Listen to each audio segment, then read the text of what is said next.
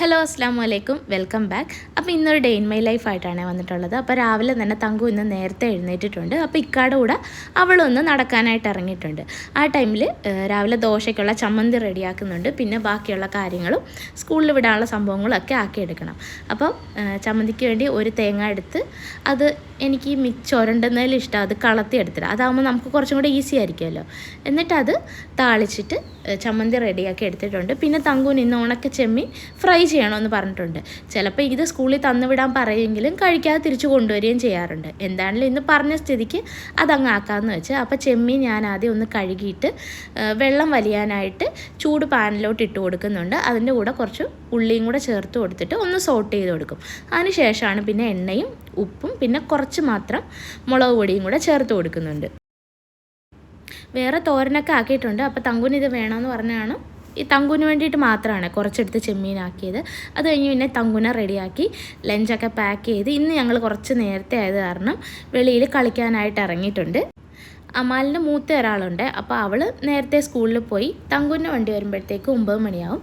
അങ്ങനെ വണ്ടി വന്ന് തങ്കുവിനെയും കയറ്റി വിട്ട് അത് കഴിഞ്ഞപ്പോഴത്തേക്ക് നമ്മുടെ ദോശ ചെറിയൊരു ഷോർട്ടേജ് വന്ന കാരണം കുറച്ച് ഉപ്പുമാവും കൂടെ ആക്കാമെന്ന് വെച്ച്. അപ്പോൾ ഞാൻ എപ്പോഴും ഉപ്പുമാവ് ആക്കുമ്പോഴത്തേക്കും എനിക്കതിൽ കൂടുതൽ വെജിറ്റബിൾസ് ആഡ് ചെയ്യാനായിട്ട് ഇഷ്ടമാണ്. എന്ന് പറഞ്ഞാൽ പാവയ്ക്ക, വെണ്ടയ്ക്ക അങ്ങനെയുള്ള സാധനങ്ങളല്ല, സവാള, മല്ലിയില, പിന്നെ കുറച്ച് ക്യാരറ്റോ ബീൻസ്, ഗ്രീൻ പീസ് അങ്ങനെയുള്ള സംഭവങ്ങളൊക്കെ ഉണ്ടെങ്കിൽ ആഡ് ചെയ്യാറുണ്ട്. ഇന്നിപ്പോൾ സവാളയും മല്ലിയിലയും പിന്നെ കുറച്ച് ക്യാരറ്റുമാണ് ആഡ് ചെയ്തിരിക്കുന്നത്. പിന്നെ അതുപോലെ തന്നെ റോസ്റ്റഡ് റവയാണെങ്കിലും നമ്മൾ ഈ വെജിറ്റബിൾസ് വേവിക്കുന്ന കൂട്ടത്തിൽ തന്നെ ഈ നമ്മുടെ ഈ റവയും കൂടെ ചേർത്ത് നന്നായിട്ട് ഞാനൊന്ന് മിക്സ് ചെയ്ത് ഒരു 2-3 മിനിറ്റ് ഒന്ന് റോസ്റ്റ് ചെയ്തെടുക്കും. അതിനുശേഷം അതിലേക്ക് ആവശ്യത്തിനുള്ള ഉപ്പും പിന്നെ ചൂടുവെള്ളമാണ് ഒഴിച്ചു കൊടുക്കുന്നത്. എന്നിട്ട് ഒന്ന് മിക്സ് ചെയ്തിട്ട് ആ ഉപ്പൊന്നെല്ലാം എവിടെയെങ്കിലും ഇങ്ങനെ കട്ട കെട്ടി കിടക്കാതിരിക്കാനായിട്ട് ഒന്ന് മിക്സ് ചെയ്ത് കൊടുത്തിട്ട് പിന്നെ ലോ ഫ്ലെയിം ആക്കിയിട്ട് ഞാനൊന്ന് അടച്ചു വെക്കും.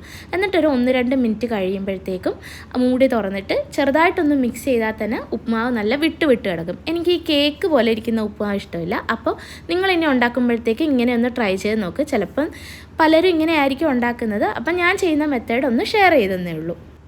അങ്ങനെ ഫുഡൊക്കെ കഴിഞ്ഞപ്പോൾ ഞാൻ വിചാരിച്ച് കുറച്ച് ലെൻറ്റിൽ സൂപ്പ് ആക്കാമെന്ന്.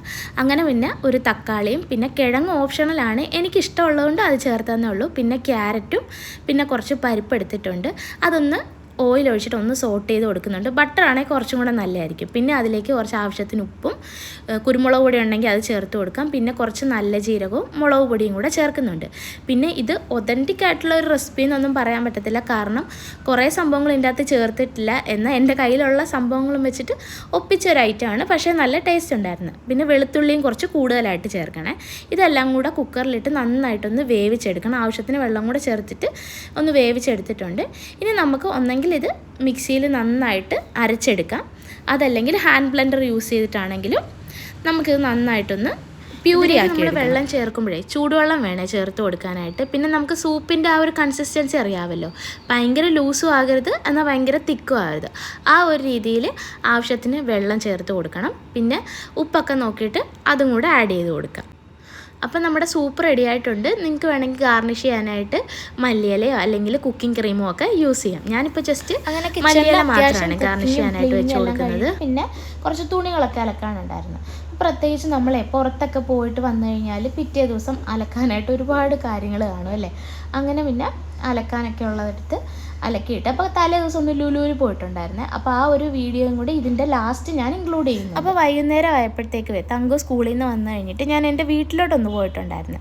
സാറ്റർഡേ സൺഡേ തങ്കുവിന് ക്ലാസ്സില്ലല്ലോ. അപ്പോൾ അത് കാരണം 2 ദിവസത്തേക്ക് വീട്ടിലോട്ടൊന്ന് നിൽക്കാൻ പോയതാണ്. അപ്പോൾ ബസ്സിലാണ് ഞങ്ങൾ പോയിട്ടുണ്ടായിരുന്നത്. അപ്പോൾ ഏകദേശം ഒരു 1.5 മണിക്കൂർ വേണം കോട്ടയത്തു നിന്ന് ഹസ്ബൻഡിൻ്റെ വീട്ടിൽ നിന്ന് എൻ്റെ വീട്ടിലോട്ട് വരാനായിട്ട്. അപ്പോൾ അത്രയൊക്കെയാണ് ഫ്രൈഡേയിലെ വിശേഷങ്ങൾ. ഇനി നമ്മൾ തലേന്ന് ലുലുവിൽ പോയ കാര്യം പറഞ്ഞായിരുന്നല്ലോ. ശരിക്കും എറണാകുളത്ത് വേറൊരു ആവശ്യത്തിന് വേണ്ടിയിട്ട് പോയതാണ്. അപ്പോൾ പിന്നെ എറണാകുളം പോയി കഴിഞ്ഞാൽ മാൻഡേറ്ററി ആയിട്ടുള്ളൊരു സംഭവമാണ് ലുലുവിൽ പോകുക എന്നുള്ളത്. സാധാരണ ദൂരോട്ടൊക്കെ പോവുകയാണെങ്കിൽ ഒന്നെങ്കിൽ ഹസ്ബൻഡ് കൂടെ വരാറുണ്ട്, അതല്ലെങ്കിൽ നമ്മുടെ വീട്ടിലുള്ള ആണുങ്ങൾ ആരെങ്കിലും കൂടെ വരാറുണ്ട്. പക്ഷേ ഈ പ്രാവശ്യം ഞാനും സിസ്റ്ററിലും മാത്രമായിട്ടാണ് പോയിട്ടുണ്ടായിരുന്നത്. അങ്ങനെ ഒറ്റയ്ക്ക് പോയപ്പോൾ മനസ്സിലായി ഇങ്ങനെ പെണ്ണുങ്ങൾ മാത്രം പോകുന്നത് നല്ലൊരു പരിപാടിയാണെന്ന്. ഇപ്പോൾ ആണുങ്ങളൊക്കെ ആയിട്ട് ഷോപ്പിങ്ങിന് പോയാൽ അവർക്ക് ഭയങ്കര ധൃതിയായിരിക്കും. എൻ്റെ ഹസ്ബൻഡിൻ്റെ കാര്യം വെച്ചാണ് ഞാൻ പറയുന്നത്. സാധാരണ ആണുങ്ങൾക്ക് തീരെ ഇഷ്ടമില്ലാത്ത പരിപാടിയാണല്ലോ ഷോപ്പിംഗ്. അതേസമയം പെണ്ണുങ്ങൾക്കാണെങ്കിൽ ഭയങ്കര ഇഷ്ടവും. ഇപ്പോൾ ഹസ്ബൻഡായിട്ട് പോയി കഴിഞ്ഞാൽ വാ പോവാന്ന് പറഞ്ഞ് ഭയങ്കര ധൃതി വെച്ചിട്ട് നമ്മളെയും കൂടെ ധൃതി കയറ്റി അങ്ങ് ഇറങ്ങാറുണ്ട്. പക്ഷേ ഈ സമയം പെണ്ണുങ്ങൾ മാത്രമാണെങ്കിലുണ്ടല്ലോ നമ്മുടേതായിട്ടുള്ള രീതിയിൽ നമുക്ക് ഷോപ്പിംഗ് ചെയ്യാനായിട്ട് പറ്റും.